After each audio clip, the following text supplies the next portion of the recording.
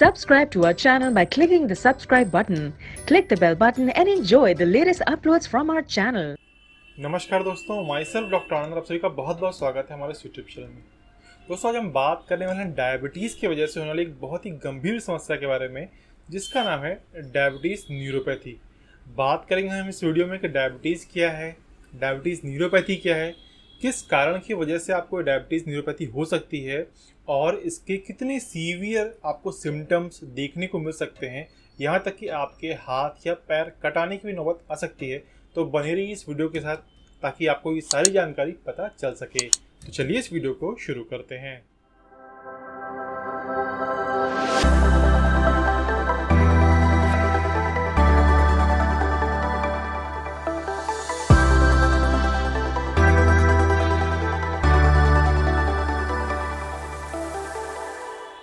तो दोस्तों, वीडियो शुरू करने से पहले मैं आप सभी से यही रिक्वेस्ट करना चाहूँगा कि अगर आप हमारे चैनल पर पहली बार आएँ तो प्लीज़ चैनल को सब्सक्राइब कर लीजिए, बेल आइकन दबा दीजिए ताकि आपको हमारी वीडियो की नोटिफिकेशन सबसे पहले मिल सके।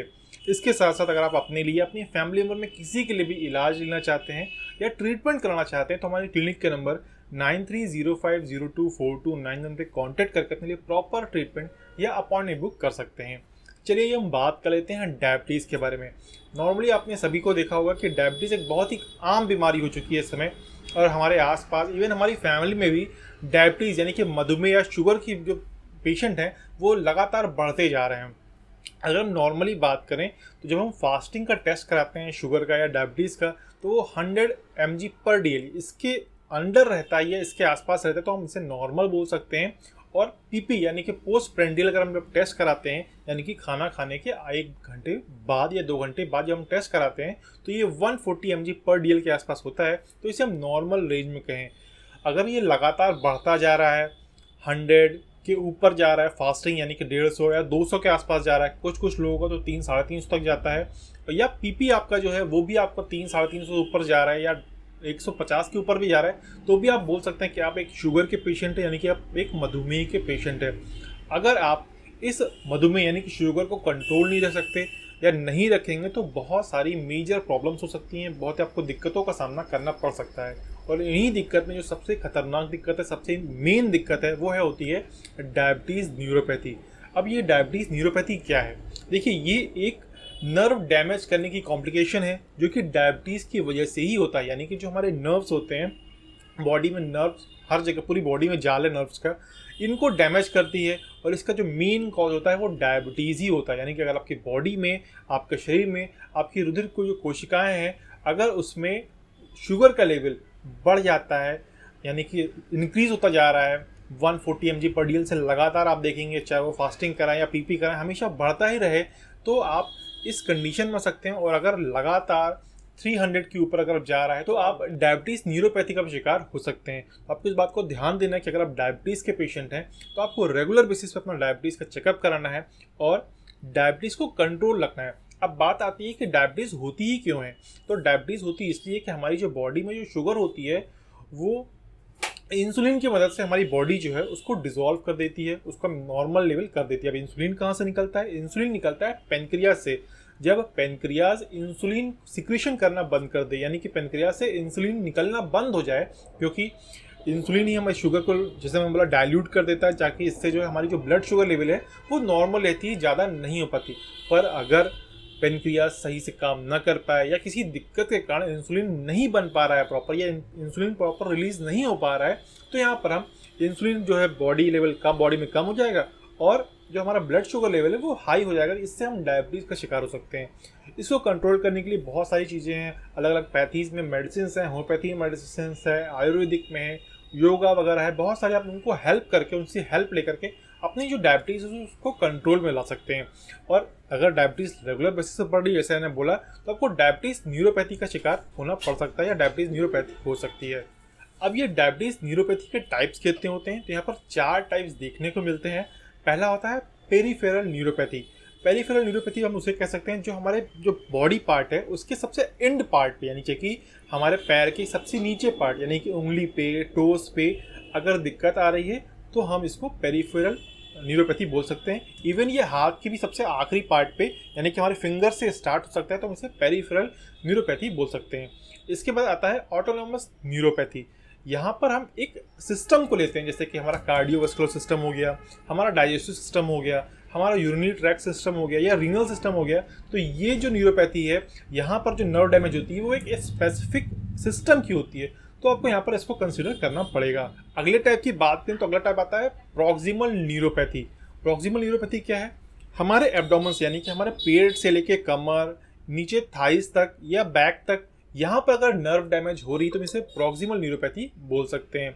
इसके बाद आता है मोनो न्यूरोपैथी। मोनो न्यूरोपैथी नाम से ही आप समझ सकते हैं ये एक सिंगल नर्व के बारे में बात हो रही है, सिंगल पॉइंट की बात हो रही है। तो यहाँ पर इस न्यूरोपैथी में हम देखते हैं कि एक सिंगल नर्व को कवर करता है और एक सिंगल नर्व हमारी जो है पूरी तरीके से डैमेज हो जाती है। अब ये नर्व हाथ की भी हो सकती है, पैरों की भी हो सकती है और फेस यानी कि हमारे चेहरों की भी हो सकती है, यानी कि फेशियल नर्व भी डैमेज यहाँ पर हो सकती है। तो यहाँ ये 4 मेजर टाइप्स हैं, बट मैक्सिमम टाइप जो आपको मोर देन 50% लोग जो सफ़र करते मिलेंगे वो मिलेंगे आपको पेरिफेरल न्यूरोपैथी से। अब पेरिफेरल न्यूरोपैथी में जैसे मैंने बोला कि हमारे बॉडी के सबसे लास्ट पार्ट जो होते हैं, पैरों के टोज, पंजे, उंगलियां, यहाँ पर ये नर्व डैमेज होती है और इस नर्व डैमेज के कारण जो पैर में कुछ सिम्टम्स दिखाई देते हैं, यानी कि कुछ लक्षण दिखाई देते हैं, जिससे कि हम पहचान सकते हैं कि हमें पेरिफेरल न्यूरोपैथी हो चुकी है। अब ये लक्षण क्या होते हैं, ये सिम्टम्स क्या देखने को मिलेंगे आपको? यहाँ पर आपको देखना होगा कि जो पेरिफेरल न्यूरोपैथी है, इसमें आपकी सबसे लास्ट पार्ट पे जो हो रहा है, नर्व डैमेज हो रही है, उससे जो हमारी ब्लड वेसल्स है उनकी पावर खत्म हो जाती है, उनमें सेंसेशन खत्म हो जाता है, आपको उसमें पेन फील नहीं होगा, नमनेस लगेगी, झुंझुनाहट फील होगी, टेम्परेचर आपको वहाँ कम फील होगा और इवन आपको टच करने पे भी आपको उतना ज़्यादा सेंसेशन फील नहीं होगा। आप वहाँ पर जो सेंसेशन है वो ख़त्म होता रहेगा, क्योंकि यहाँ पर आपकी नर्व डैमेज हो रही है, आप सेंसेशन लॉस कर रहे हो उस पार्ट पे। इसके साथ साथ जब ये सीवियर कंडीशन में हो जाता है धीरे धीरे, तो ये आपको सेंसेशन पूरी तरीके से लॉस हो जाता है। यहाँ पर बॉडी में क्रैम्प, मसल्स क्रैम्प होने लगती है उस पार्ट की, और आपको कभी कभी नॉर्मली बर्निंग दिखाई देने को मिल सकता है। इवन अगर आप कोई भी उठाना चाहते हैं तो आपका वो पार्ट, यानी कि आपको फिंगर हो, चाहे पैर की हो या हाथ की हो, आप उसको उठा नहीं सकते। इवन आप एक सिंगल बेडशीट को भी अगर अपने हाथ से उठाना चाहेंगे तो वो नहीं उठेगी, आपको वो बहुत ज़्यादा भारी लग सकती है। इसके साथ साथ डायबिटीज़ न्यूरोपैथी में देखा गया है कि पैरों में अल्सर हो जाते हैं, पैर में छोटे छोटे छाले देखने को मिलेंगे, क्योंकि जो आपके जो ब्लड सर्कुलेशन है वो प्रॉपर नहीं हो पा रहा है, नर्व डैमेज हो रही है, तो यहाँ पर पैरों में अल्सर देखने को आपको मिल सकते हैं। अगले सिम्टम्स की बात करूँ तो डायबिटीज़ न्यूरोपैथी में आपको देखने को मिलेगा जो हमारे पैर हैं उसमें एथलीट फुट देखने को मिलेगा। अब ये एथलीट फुट क्या होता है? ये एक टाइप का फंगल इन्फेक्शन होता है जिसमें कि हमें रैशेज, ईचिंग यानी कि हमें खुजली करने के बंद करेगा और रैशेज होगा और रेडनेस देखने को मिल सकती है। इसके साथ साथ पैरों में कॉन्स हो जाते हैं। कॉन्स होता है स्किन जो है हार्ड हो जाती है, टाइट हो जाती है। आपने सुना होगा वार्ड्स, कॉन्स, तो वहाँ पे ये कॉन्स इस वजह से होता है कि जो हमारे नर्वस सिस्टम है, जो आपका नर्व्स है वो डैमेज हो चुकी है, ब्लड सर्कुलेशन प्रॉपर तरीके से नहीं हो रहा है और स्किन बहुत तेज़ी से प्रेशराइज हो रही है, इस वजह से वहाँ पे कॉन्स भी डेवलप हो जाते हैं। इसके साथ साथ जो सबसे सीवियर कंडीशन आती है वो आती है गैंग्रीन की, यानी कि आपका पार्ट, जो आपका पार्ट है या वो पैर है, फिंगर है, वो सड़ जाता है। तो सबसे पहले अगर आपको गैंग्रीन की प्रॉब्लम स्टार्ट हो चुकी है तो आप अपने डॉक्टर से तुरंत मिलिए और एज सुन एज पॉसिबल जो पार्ट है उसका एम्पुटेशन होगा, यानी कि वो पार्ट को काट के निकाल दिया जाएगा। नहीं तो ऐसे मैंने बहुत पेशेंट देखे हुए हैं जिनका सिर्फ एक अंगूठा, डायबिटीज़ न्यूरोपैथी कारण जो डायबिटीज़ फुट हुआ था उसमें जो है एक छोटा सा अंगूठा ही सिर्फ जो है डैमेज था, बट धीरे धीरे उन्होंने केयर नहीं की और उसका पूरा पैर, थाइस से पूरा पैर एम्पुटेट करना पड़ गया, यानी कि निकालना पड़ गया। तो इस तरीके की सीवियर कंडीशन से बचने के लिए आपको अपना डायबिटीज़ लेवल को कंट्रोल रखना है, अपनी बॉडी को प्रॉपर तरीके से जाँच करनी है। इसके साथ साथ जो बॉडी में अगर आपको ऐसे सिम्टम्स दिखाई दे रहे हैं पेन के, झंझनाहट के, प्लस आपका शुगर लेवल कंट्रोल नहीं हो रहा है, तो आप अपने डॉक्टर या फिजिशियन को जरूर मिलिए और उनको बताइए कि आपको प्रॉब्लम क्या हो रही है। इसके साथ साथ अगर आप डायबिटीज़ की कोई भी मेडिसिन लेना चाहते हैं होम्योपैथी में, तो हमारे पास आप आई बटन पे चेक करिए, वहाँ पर मैंने काफ़ी सारी वीडियोस बनाई हुई हैं, चाहे इस चैनल पे या हमारे श्री होम्यो चैनल पे, आप वहाँ पे जाकर कंसीडर कर सकते हैं।